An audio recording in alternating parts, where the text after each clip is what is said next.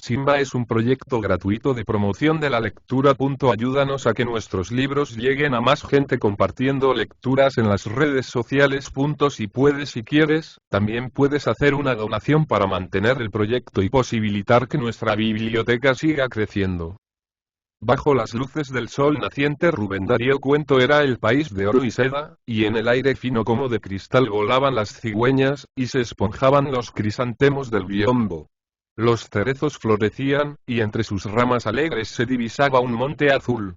Una rana de madera labrada era igual a las ranas del pantano. Sobre la laca negra corría un arroyo dorado. Muñecas de carne, con la cabellera atravesada por alfileres áureos, hacían reverencias sonrientes, y gestos menudos. En las casas de papel, en la ignorancia feliz del pudor, se bañaban las niñas. Cortesanas ingenuas servían el té en tacitas de Lilliput. En los kimonos historiados se envolvían cuerpos casi impúberes e inocentemente venales. Se hablaba de un viejo llamado Okusai, que se llamaba a sí mismo el loco del dibujo. Floreros raros se llenaban de flores extrañas ante los budas risueños. Nobles daimios hacían lucir al sol curvos sables de largo puño. Los netskes y las máscaras reproducían faces joviales o aterrorizadas, caras de brujas o regordetas caras infantiles. Al amor de una naturaleza como de fantasía, se vivía una vida casi de sueño. Artistas y artesanos realizaban labores extraordinarias, que llegaban a las naciones lejanas como de imperios de cuento. Se educaba la sonrisa y se inculcaba la afabilidad. Se conservaban con respeto las antiguas y sagradas tradiciones en el dulce ambiente de una existencia sencilla. Se desconocía el egoísmo y se practicaba la más perfecta y blanda cortesía. Los preceptos del viejo Confucio ordenaban la severidad y la imparcialidad a jueces ceremoniosos. Había un profundo concepto de la justicia y de la virtud, un aspecto innato de la superioridad jerárquica, y el superior era bondadoso, y sumiso y sagaz el inferior. Bonzos sabios enseñaban la fuerza de las plegarias y la fe en las potencias ocultas. La paciencia y la tenacidad eran virtudes comunes. Eran desconocidas, o raras, la doblez, la inquina, la traición. La poesía se mezclaba a la vida cotidiana. El amable saké hacía cantar más tiernamente a las samisen. Se tenían para el huésped los más amables sayonaras. Se pasaban horas de miel y caricias, con sutiles amorosas que tenían nombres de piedras ricas, de pájaros lindos, de flores exquisitas. Gloriosos samurayes se vestían como grandes y metálicos insectos. Viejos peregrinos sabían fábulas e historias inauditas.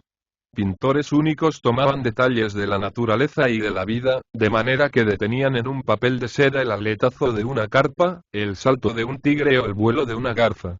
Campesinos pacientes sembraban el arroz al abrigo de sus agudos sombreros de floja paja. Se tenía el culto preciso de los antepasados y se sabía por seguro que hay buenos dioses y perversos demonios.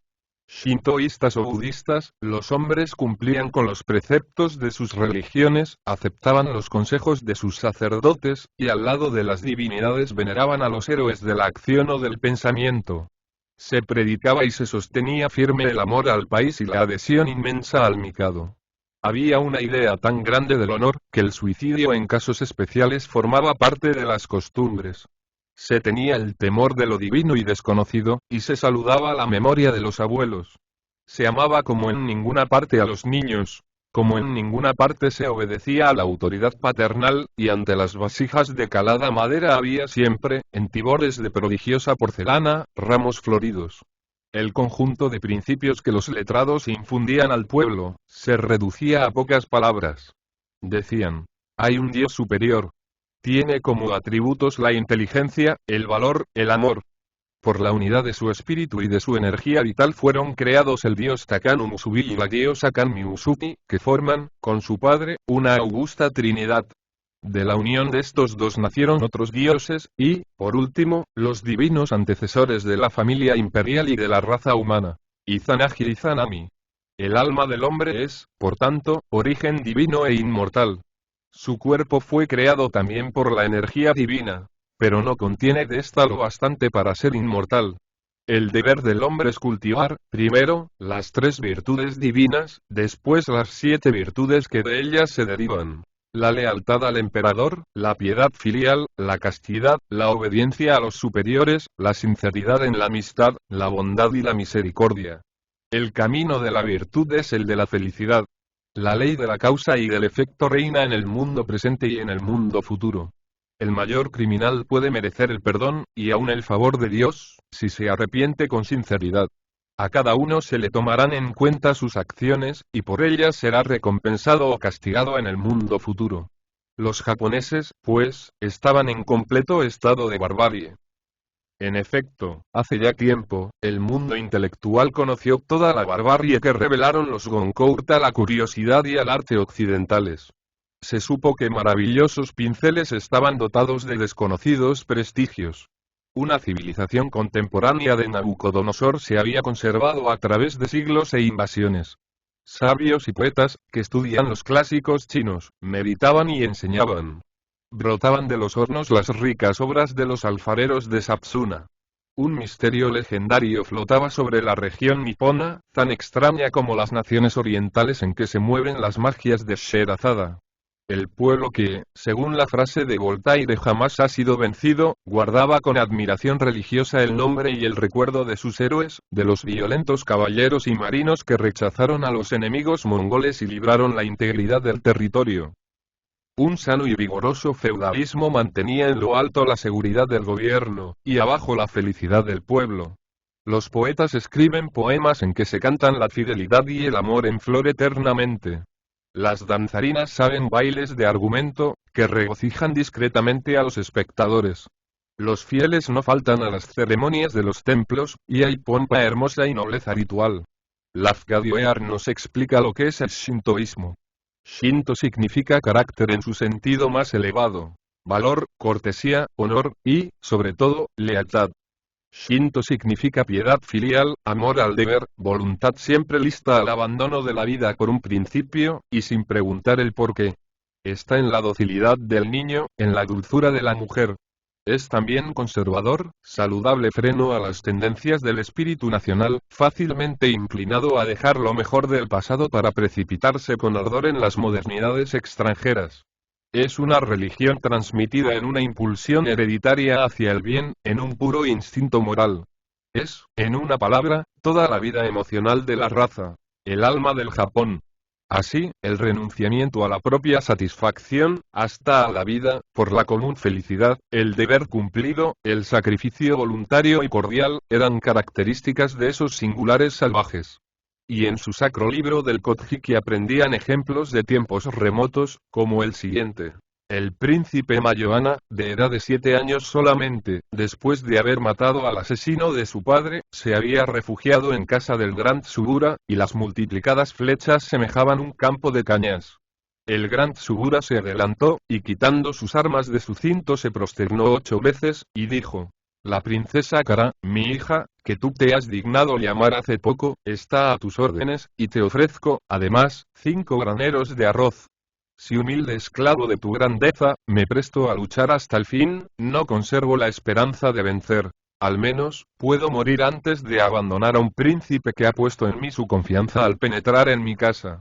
Habiendo así hablado, volvió a tomar sus armas, y se lanzó de nuevo en el combate. Mas las fuerzas le abandonaron, y había agotado ya todas sus flechas. El gran Tsubura dijo: Ya no tenemos flechas, y nuestras manos están heridas. No podemos ya combatir. ¿Qué nos resta que hacer? No nos queda nada que hacer, respondió el príncipe. Ahora, quítame la vida. Y el gran Tsubura tomó su sable y quitó la vida al príncipe.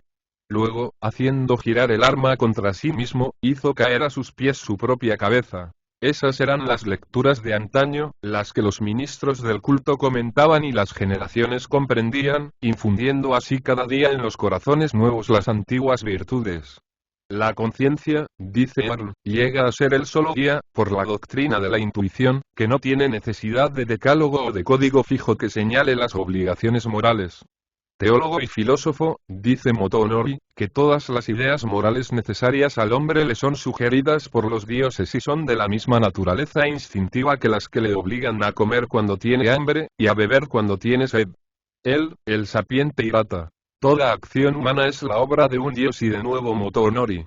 Haber comprendido que no hay ni camino que conocer, ni ruta que seguir, es seguramente haber comprendido el camino de los dioses y otra vez Hirata. Si tenéis deseos de practicar la verdadera virtud, aprended a tener temor de lo invisible, cultivad vuestra conciencia, y no os apartéis nunca del camino recto y luego. La devoción a la memoria de los antepasados es el resorte de todas las virtudes. El que no olvida nunca sus deberes para con ellos, no puede ser irrespetuoso con los dioses ni con sus padres. Un hombre semejante está siempre fiel a su príncipe y a sus amigos, bueno y dulce con su mujer y con sus hijos, así pensaba el Japón viejo. Semejante atraso estaba oculto tras la puerta que, los hombres colorados, fueron a abrir a cañonazos. Y a cañonazos se despertó a la vida y a la civilización de Occidente el Japón viejo, y se convirtió en el Japón nuevo. Hoy, dice sonriendo afiladamente el japonés Hayashi a un periodista parisiense, hoy tenemos acorazados, tenemos torpedos, tenemos cañones. Los mares de la China se enrojecieron con la sangre de nuestros muertos, y con la sangre de los que nosotros matamos. Nuestros torpedos revientan. Nuestros shrapnels crepitan, nuestros cañones arrojan obuses. Morimos y hacemos morir. Y vosotros, los europeos, decís que hemos conquistado nuestro rango, que nos hemos civilizado. Hemos tenido artistas, pintores, escultores, pensadores. En el siglo XVI editábamos en japonés las fábulas de Esopo. Éramos entonces bárbaros. Oh, sí. Hoy están los descendientes de los antiguos daimios completamente civilizados. Al Jiu-Jitsu nacional, han agregado los conocimientos adquiridos en el Creusot y en Essen. Se les obligó a aprender la ciencia de la guerra en establecimientos occidentales. Se les demostró que pasar la vida feliz, sin derramamientos de sangre, sin soldados, sin militarismo, sin cañones crud, era el colmo de lo salvaje. Se les enseñaron los caracteres occidentales para que pudieran leer los diarios nacionalistas de Francia, los discursos de M. Jaurès, las obras de Kipling. Así supieron lo interesante del nacionalismo, lo útil del socialismo, lo superior del imperialismo. Como son hábiles y emprendedores, los nipones tuvieron pronto arsenales de ideas nuevas, tuvieron nacionalistas, socialistas, imperialistas. Se dieron una constitución. Se vistieron como se visten los hombres de Londres, que es como se visten los hombres de todo el occidente. Vieron claramente que sonreír siempre es malo, ser afable es dañoso, ser piadoso es ridículo. Se convencieron de que ser depresa es lo mejor sobre la superficie de la tierra. Se militarizaron. Se armaron, fueron excelentes discípulos de los carniceros de los países cristianos. Destruyeron toda la poesía posible, convirtieron a Madame Chrysantheme en institutriz inglesa y en enfermera. Se lanzaron al asesinato colectivo con un apetito sobrehumano. Oku, Kuroko, Togo, entran en la categoría de semidioses. Se trató de matar al mayor número de rusos posible. Se trató de volar barcos, de dinamitar puentes, de arrasar batallones. Se va a la conquista, al degüello, al odio. ¿En dónde está ese mundo de vagos ensueños, ese mundo como lunas extraterrestres, como astral, que admiré en las escenas, en la maravillosa actriz Sadayako que era una revelación de belleza exótica y peregrina? ¿En dónde están los antiguos pintores kakemonos, los antiguos outamaros y okusais? ¿En dónde las nobles creencias, los generosos ideales, la dulzura del carácter, las genuflexiones, las pintorescas amorosas, el alma antes encantadora del pasado Japón? En la Manchuria, la tierra se llenó de cadáveres, los mares chinos se enrojecieron de sangre. Se mira a los Estados Unidos con aire de desafío, con amor a la guerra. La civilización ha triunfado.